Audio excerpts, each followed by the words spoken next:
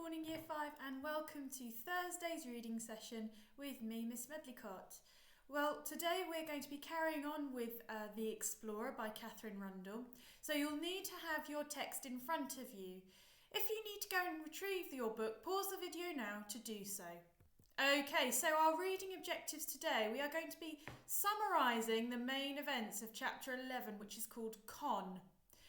And we're also going to be considering and describing what makes an effective hero or heroine. Okay, so for this first activity, in fact, I'd like you to have a think about what makes an effective hero or heroine. Okay, so what qualities or skills do they have? Can you think of any characters in other stories who are heroes or heroines? Do they remind you of any of the characters in The Explorer?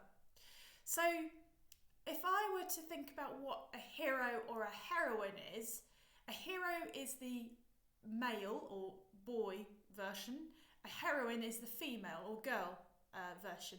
And basically both a hero and heroine, in my view, show a lot of bravery, they show a lot of strength, and they are determined, particularly or especially when the circumstances are difficult, when the circumstances are challenging. They are the ones who show great resourcefulness, they show great leadership, and they show great skill in overcoming the difficult circumstances. I wonder, have you got any other qualities or skills that you would add to that list? Can you think of any characters in other stories who might show those sorts of qualities? And like I said, do they remind you of any of the characters in The Explorer? So pause the video now and have a really good think and write down your ideas for this activity. I expect it's going to take you a few moments to do this. Okay, so pause the video now and have a good go at this task. Fantastic work, Year 5. Well done. This is quite a thoughtful activity, in fact, because there are so many different characters in other stories that you might have read who could be a hero or a heroine. These are characters who are strong, they are adventurous, they often have a challenging task that they're trying to overcome. So hopefully you've thought of your own examples for different characters in stories that you know. I suppose a typical one that a lot of you would be familiar with is the character of Harry Potter. He is a hero because of the circumstances that he's in, that Lord Voldemort wants to kill him, and yet he finds the strength, the courage to continue. There are other characters in those stories who could also be considered heroes and heroines. Do they remind you of any characters in The Explorer? So these characters that you have thought of, do they remind you of anybody in the story? I wonder. Maybe some of you thought that Fred was in fact quite like a hero because he's showing leadership skills. I hope that you've come up with some really interesting vocabulary to describe the sorts of skills you think heroes should have. Would you consider Lila a heroine? Would you consider Con a heroine? Why or why not? Pause the video now to jot down your ideas as to whether you think Lila or Con are examples of heroines. Okay, tricky. It's a difficult one to say really with Lila and Con. Perhaps we don't quite know enough about them yet. Maybe you've already decided that they're not. Maybe you think that it's Fred really who takes the role as hero. Well, what I'm hoping we're going to do in today's lesson is find out a little bit more about the character of Con. The chapter we are focusing on is called Con, so it seems only natural that we're going to find out much more about her. Page 146 in your book. I have mine in front of me here. This is very much the chapter called Con.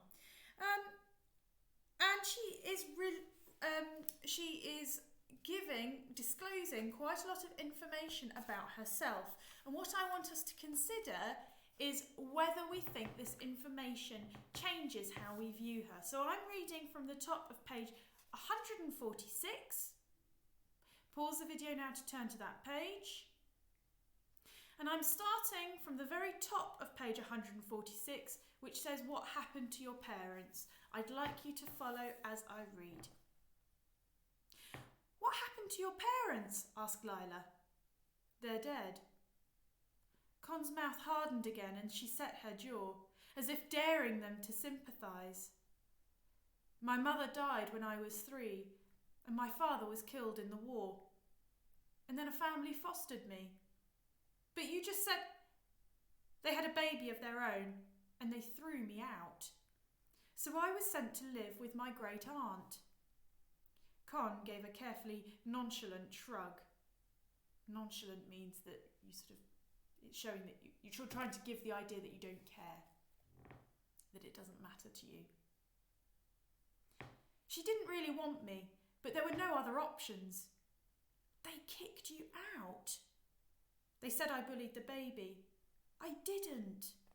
But once it was crying and it wouldn't stop. And I gave it a tiny slap. Oh, said Lila. Her face was stricken. And I don't know. She paused, swallowed, bit a slither off her thumbnail and went on. They said I shouted things at the baby. It was only once, truly, and it didn't understand, so why would it matter? Fred nodded. Okay, so we're just going to pause the reading there. And I'd like you, after having read that particular page, I'd like you now to write down what important piece of information that we learn about Con. Why do you think the author, Katherine Rundell, has waited until now to tell us, because we are 146 pages into this story, why has the author waited until now to tell us this? Does it change your impression of her? Pause the video now and write your answers. Okay, so fantastic that you've had a good go at answering these questions and writing down your ideas about Con. So what important piece of information do we learn about Con on this page 146? Well, we learn that she is an orphan. So that means, yes, that both her parents have died. She has no parents, and you'll remember from when we looked at Oliver Twist. Oliver Twist was also an orphan. Yes, she's an orphan, and that she was sent to live with a foster family. So a family who would look after her. However, she hit the baby and was thrown out. Now, we learn that she is accused of bullying the baby, right? So it's this idea that she's done this repeatedly. Whereas Con says that she only slapped the baby, and she said it was a tiny slap and it was only the once. So it's up to you to decide whether you think that changes your impression of her, your opinion of her. And I'd be very interested to know what you've written. I was quite shocked when I first read that, but I felt it explained quite a lot about Con's anger, how she is quite defensive, so she's very sensitive towards other people, and she puts on a bit of an act, quite a tough kind of act. Why do you think the author has waited until now to tell us this? I wonder whether it's because the author wants to kind of shock us by telling us something quite dramatic about Con later on in the story. Maybe she wants us to really challenge, really think about our own judgments of a character, and have we judged Con before really knowing enough about her? It's interesting. I'm sure you've put some really fantastic ideas, really thoughtful ideas down for that answer. Okay, we'll carry on now. So bearing this in mind, this new information that we found out about Con, I'd like you to write a character study of what we know about Con so far. Now, this is not a long piece of writing by any means. When I say a character study, I just want you to write down some ideas about all that we know about Con so far. So there on the screen I've put an outline of a person, of a character. You might want to do the same thing on your sheet of paper in your workbook. But I'd like you to write down all of the information that you can remember about Con so far. And I'd like you to refer back to previous chapters, including when we first meet Con. So again, more of a thoughtful activity. It's going to take you quite a few minutes. I'd like you to pause the video now and complete this task. Fantastic, well done Year 5. Lots and lots of really interesting ideas about Con, I'm sure. And that you've been using your notes and your work from previous lessons to help you. Because what I'd like you to do is to have the information about Con and sort of chart its progress that you'll see with Con's character development. We're given information at different points in the story that might change what you think about Con. Right, so let's carry on reading, please. So you need to pick up your books. And you need to turn to page 149. Okay. Now, Con, between where we last read and the page we're about to read, she says how she's gone to live with a great aunt who spends time with nuns. So they're very religious ladies who become quite what we call reclusive. So that means they kind of take a step away from the rest of society in order to devote their lives to God and to their religion. And so Con was on her way to Brazil to travel with her great aunt in order to, as she puts it, improve her character. It's meant to make her better. Okay, so page 149, and the first word that we're going to start with is okay. Pause the video now to find that in your books. Okay. Okay, she said. Her breath was shaky. Fine, you win. We'll follow the map. Fred felt something fierce and hot ignite in his stomach. If we gather grubs and berries today, he said, we could be ready to go by tomorrow. Lila looked at Con's face. Tomorrow, she said. Con hunched her shoulders and bent her head.